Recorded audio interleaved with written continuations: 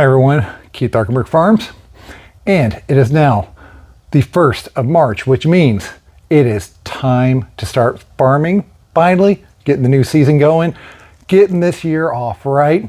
We've been planning out for weeks if you've been watching it, getting everything really going. I've gone through and developed my crop plan, I've developed my seeding charts, and I've developed all my succession plantings. On top of that, I also developed this. So we'll talk about this, then we'll head out to the field, and finally, go farming.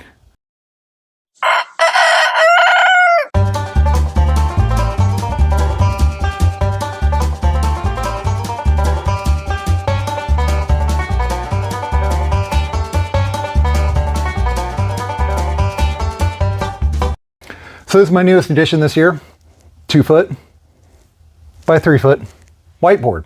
It's my crop map. So this is a map of our active beds.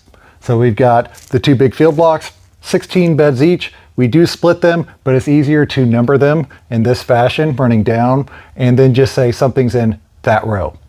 We've got our high tunnel, we've got our 2 caterpillar tunnels, and then we've got our other little plot over to the side of it. We actually printed these with a Cricut machine, and on top of that, I think they're so awesome that we're going to offer them on the web stores too. ArkenbergFarms.com, scroll down the bottom, Market Garden Farm School area, and you can find these for sale. We're selling these single blocks right here. So a field block or a smaller short field block, which is 16 beds long. I just cut this in half and moved it up here. Same thing with the 2 tunnels up here. Worked great. But it allows me to visually see what's going on the farm at any point in time, and then I can make notes on it. Like today, we're gonna go through and prep 4B, and then we're going to plant greens in here. We're gonna do our mixture of arugula, our brassica mix, which is mustard greens and red Russian kale, do some dry seeded lettuce, and some radishes in here as well. That should take up about half the bed. So we'll just put a marking there. Also, hopefully get to planting some lettuce. And then finally, we'll be doing our seeding for everything that we're doing this spring season that needs to go in the ground before the first frost or after the last frost. So that'd be all of our tomatoes, peppers, kale, cabbages, just everything that we start from seed will be planted out today. So we're gonna go in the field and I'll show you all about it. Now to start off, we're gonna work on tunnel 4B. I've got everything cleared out of here. Last year, this is full of tomatoes and peppers and eggplants, and I had a bunch of onions on this side and garlic on the other, which you can kind of see the sprouting garlic right there in the middle. Didn't get harvested too well, but oh well. I think I'm actually gonna leave that and harvest that as green garlic, so I think I can work around it. But this tunnel has not had anything really done to it in a couple years, so I'm gonna go get the big tractor, well, the big tractor, and throw the rippers on the back, bring it in here, and we'll go down, try to subsoil and bring this up. My goal in here actually is we've pretty flat in here, and I get a lot of drainage in from the sides down at the bottom of the tunnel here and down over here. So I want to bring these beds back up. So it's going to be a process of ripping and then like tillage and kind of working this stuff up. And I'm going to fertilize this whole area as well. So we'll go get the tractor, get started on this. And don't forget, head over to ArkenbergFarms.com, scroll down near the bottom. We've got the Market Gardening Farm School and Digital Tools and Training. This is where you can join the Market Gardening Farm School, sign up for seed time for free, request consulting, and purchase a bunch of other spreadsheets and tools for your farm. Go check it out. And don't forget to head over to our Amazon influencer store, amazon.com/shop/farmerkeith, for all the products we use on our farm that are easily available on Amazon. We have them categorized into the different categories of supplies that you will need on your farm. And these are the ones that we use and order for our farm. By purchasing through here, it helps support the content we create. Now, I did water this whole thing in a couple weeks ago really well. So hopefully I got it down deep enough to where the soil underneath is not super hard and chunky, but the only way to find out is to start this up and travel down the bed and see where we're at. We're gonna go slow on this one, have it in low gear, and take it in first.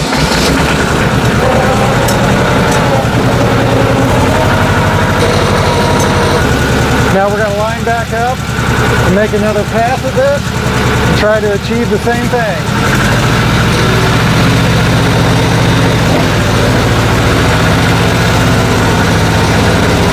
As you can see behind me, it did a pretty good job of bringing things up.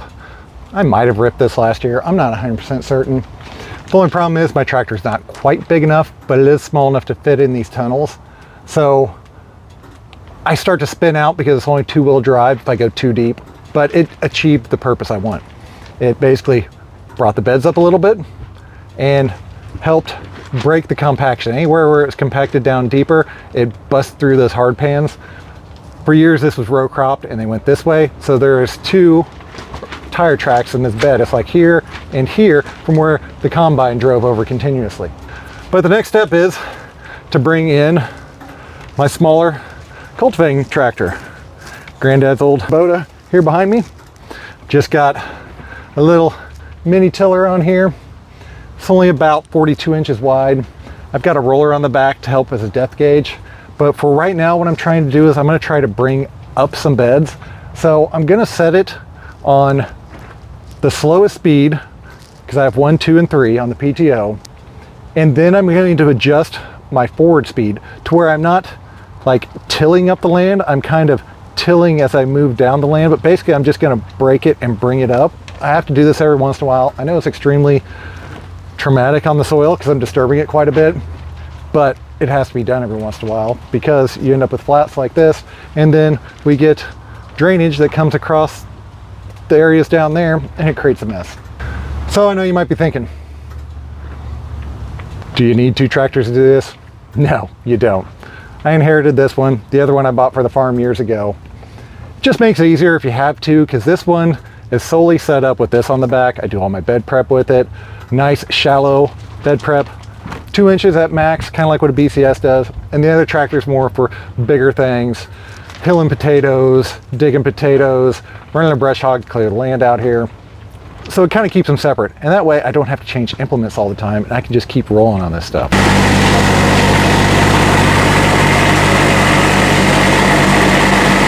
Now we did our 1 ripper pass, which brought it up a little bit in the centers of these beds.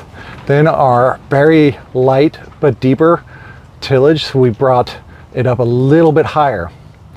We'll do a 3rd pass now, and that'll actually bring them up the rest of the way because I will set the roller down a little further, which will put the scoops on the sides, which will scoop the dirt from the walk paths back in. But first I'm going to go get the fertilizer drop spreader and get this whole entire thing fertilized. This is going to be undercover. I don't want to come back in here and do it again, so I'm going to do everything now. We're going to have cucumbers down this bed, and then this will give us the 2 beds on both sides to work with to start our direct seeding. Now I did go over there and actually pulled up the garlic. I plan on planting it back in. We actually have like 2 or 3 times this amount. And I will plant that somewhere and we'll harvest that out for green garlic in the spring. So basically it'll just be a garlic shoot instead of a full head of garlic. Now if you watched my videos in the past, you see that I have a drop spreader that I've converted over to apply 100 pounds per acre equivalent of nitrogen with a single pass using the 855 fertilizer we use here on the farm. So that is my typical bed prep for almost everything, is 1 pass.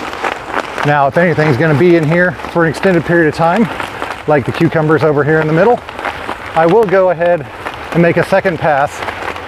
Then I won't have to worry about doing supplemental fertilizer as much as you would otherwise. It's easier to get it down in the ground when you're working on the ground than to have to go through and purchase liquids and then pump it back in at a later time. But having one of these set up is very, very nice because all you have to do is walk it once and you get it, or walk it twice. Makes it very, very easy to teach people on and to train to make sure that they do it correctly. So I'm going to finish this up We'll come back in for another round of working these beds up to the final height that I'm hoping I'm going to get.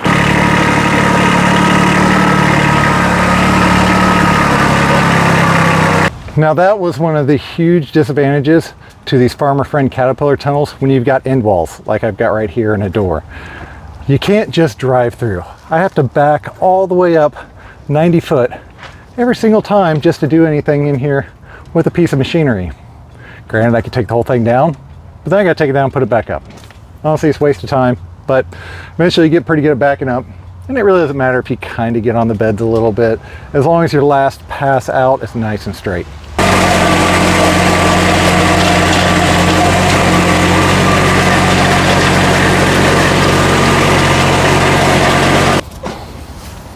Now the only thing left to do, scoop my walk paths back out, which will help build it back up. And then with the rest of that scooped up, pull our landscape rake through, flatten the top of our bed, and it's on to planting.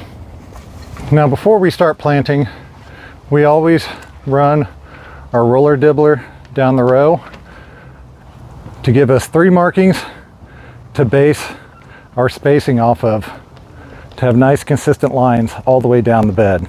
Now comes the really fun part. We need to plant 7.5 foot, half of this bed, so 3 rows on half of the bed of arugula, and the same thing with our mustard greens and red Russian kale mix, our brassica mix. Then we need to plant another 7.5 foot of our leaf lettuce. They'll be cut with the quick cut greens harvester. That's our direct seeded. But to do this, I'm going to go down 15 foot and plant one half of the bed this time, and then another half of the bed in about 2 weeks. 3, so there's 15. The great thing is these caterpillar tunnels, the bow spacing is at 5 foot, so it makes finding these measurements really easily. So we go 1, 2, 3. Same thing with our radishes. And we're going to plant one half of the bed this week, and in another 2 weeks or so we'll plant the other half of the bed. But we'll only plant 3 rows on one side, and then we'll come back later and do 3 rows on the other side. This top block here with our greens mix will be the only one that is completely planted the whole thing out this time only. We cut it all and mix it usually into one, so it's easier if it's just in a block. Now the only thing left to do is run our jang, get all this in the ground, and put a little bit of WD-40 on that squeaky wheel that hasn't been used in 3 months. Then continue over and do our seeding for today.